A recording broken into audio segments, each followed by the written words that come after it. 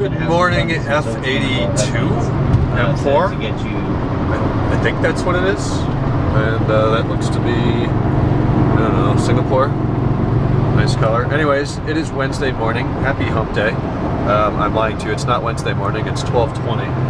I am just about to the shop here in Escondido.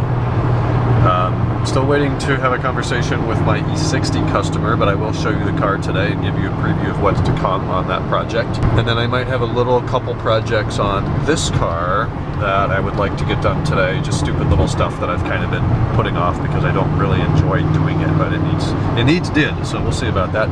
Waiting on 2 parts to show up at the dealership today. Trivial little nuts that are required for the mount, so I'll show you when I get there. Looks like the M4 is going straight. That thing is mint clean. Looks like it was just polished up, minus that door ding in the rear quarter. But I'm getting off. I will talk to you shortly.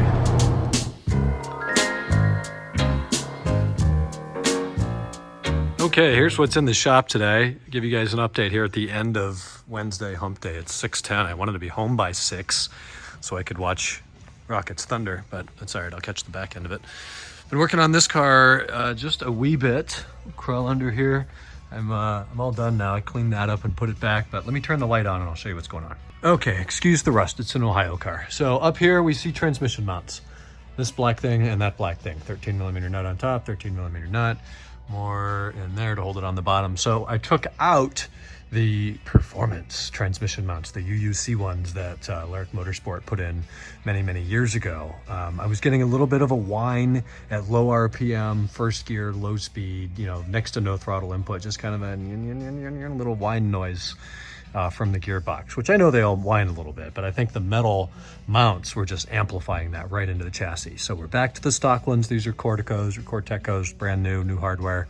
I ended up taking out the entire brace and cleaning that, and then I fixed some wire routing problems that have been here since the engine rebuild. These were routed underneath this bracket. It doesn't matter, but there's actually supposed to be a little nut clip holder thing that sandwiches in between the transmission and this top nut, and I don't have any. I went through all my stuff, so I'm gonna have to order one of those, and then I'll just pop that top 10 mil or 13 mil off, put the bracket in there, clip the wires in, and Bob's your uncle. In other news, everything under here is dry and fine, with the same pending issue of a torn boot on this tie rod. You can just start to see some grease in there.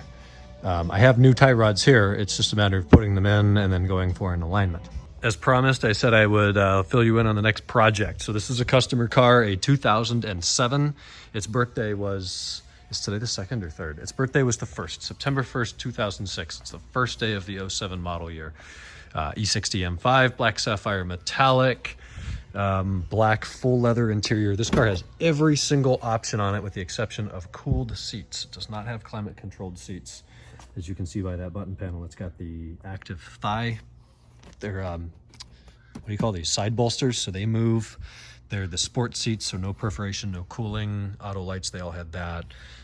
Full leather on the dash and door panels. What else? Sirius auxiliary split folding seats, which I've never even seen on an E60 before, so that's cool. Some front struts casually hanging out in the back seat. Let's see, what else? Oh yeah, it's got the rear sunshades as well, and they all work. Maybe they're stronger on the E60. Okay, they 90% work. I've never seen these break before.